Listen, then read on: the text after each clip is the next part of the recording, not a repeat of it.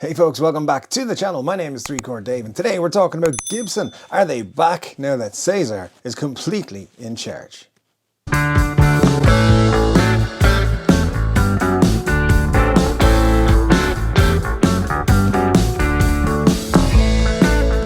Yes folks, I'm sure you've heard it all already by now, but here's my thoughts on Gibson changing their CEO and putting Cesar as interim CEO. We'll get into that in just a minute. Make sure you are subscribed because you want to do it.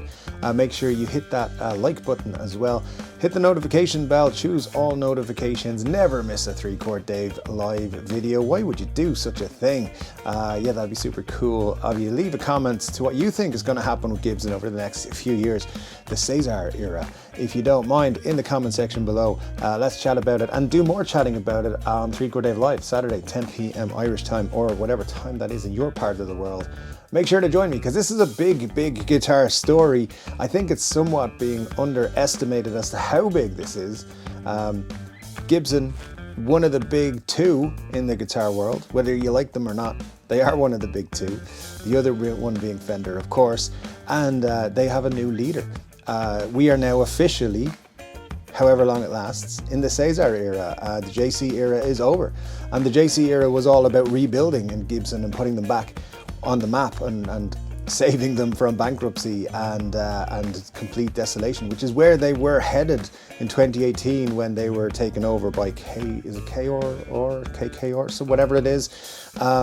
Yeah, and this new leadership team was put in, and the likes of Cesar was brought in, and JC, and of course they brought in Mark Agnesi as the brand ambassador, whatever his brand director, whatever his thing is.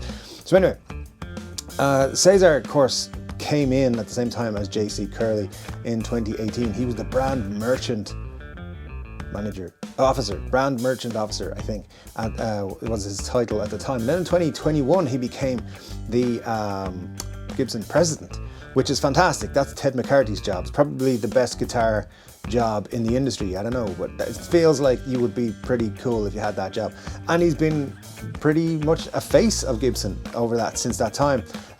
He's in lots of videos. He's very active on Instagram. If you don't follow Cesar on Instagram, you should, because you get hints as to what's coming. Sometimes it's in like a few days, and sometimes it's in a few months. But you should definitely be following Cesar on Instagram to check out what's going on. So he got the top job, and now in 2023, he's been made the interim CEO, which probably will just become the actual CEO. And that means he gets to basically make the decisions. Obviously, there's shareholders and all that sort of stuff involved, but there's a lot going on behind the scenes. Pretty much now, it's all on Cesar. That's how I would look at it from our point of view as customers, as fans, as people who are interested in Gibson guitars. It all comes back to Cesar now. Now JC is stepping down, and he leaves the company, and he's stepping down as a director. Apparently it is by choice. He has decided it's time for a new challenge, and he revived Levi's before he was at Gibson. So he's kind of doing the whole the dude thing. He's jeans, guitars. I know some beer company next. I wouldn't be surprised to see him step up at a beer company. That's what I'm expecting. But pretty much it's assumed that JC's job is done because Gibson is back. It has been it's now back from the brink to this new, vibrant, strong, healthy, financially doing well company, which it wasn't when they took over in 2018. It was in fact in the doldrums quite a bit. Quality control was terrible. I remember seeing an interview with him where he was like, there was lights that needed to be installed so people could see things better, and that instantly improved QC. And we had a chat on 3-Chord Dave Live on Saturday about QC issues with Gibson. And what I always like to say is sometimes it is over-exaggerated, the QC issues. But what I find is, so 80 to 90% of people have never had a problem with Gibsons, and they could buy 10 Gibsons and everything's perfect straight out of the box. But then you get that 10-15% of people who they buy 3 or 4 Gibsons and they're all terrible out of the box. And I'm not talking about people buying, tribute SGs on bargain basement special offers for $400. I mean, you don't get it for $400, but for like $800 or $900 nowadays. I'm talking people spending $10,000, $15,000 on guitars, and then them coming with misaligned bridges and things that are very obviously not right and should never leave the factory, or broken headstocks and stuff like that.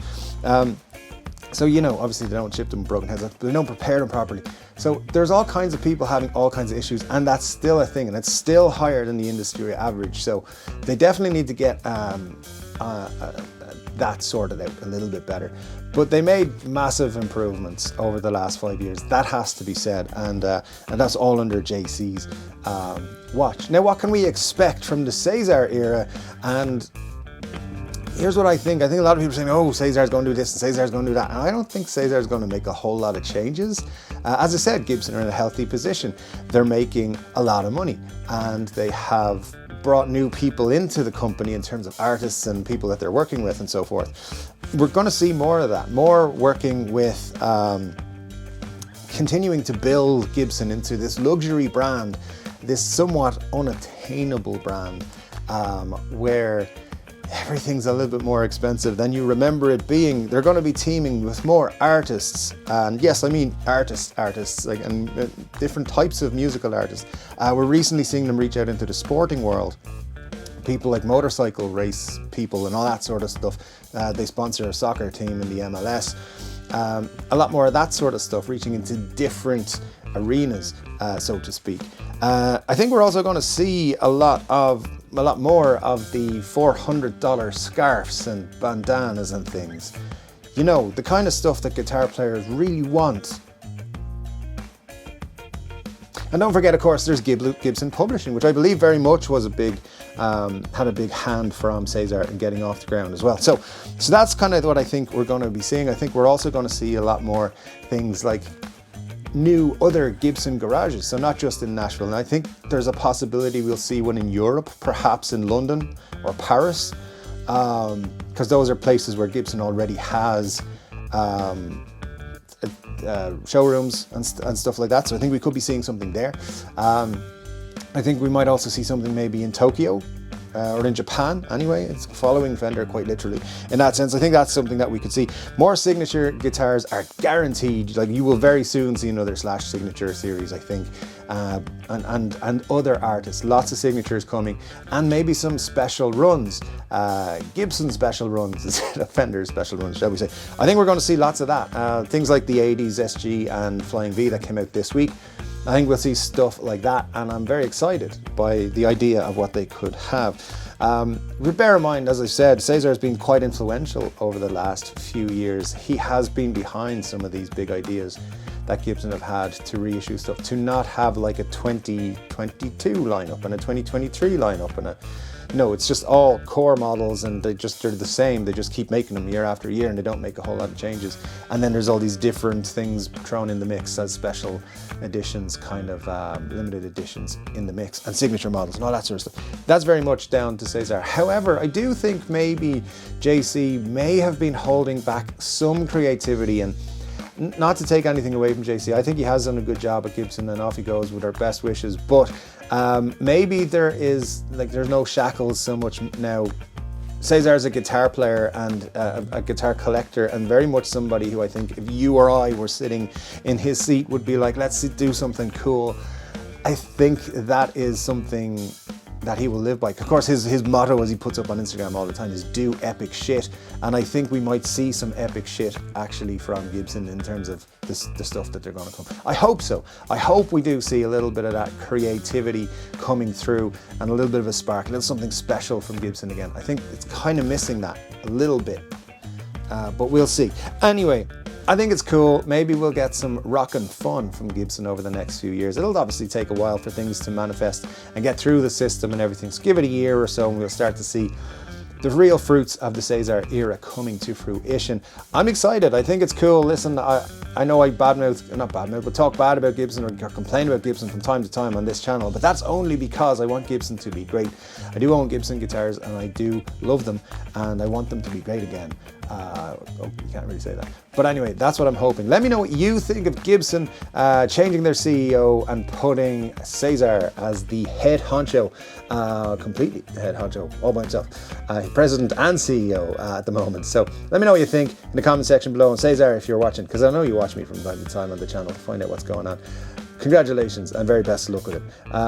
Anyway, guys, that is my video for today. Thank you so much for joining me. Don't forget all the links in the description if you want to support the channel, Patreon and t-shirts and all that sort of stuff. And I'll be back with another guitar related video very soon. But until then, take care.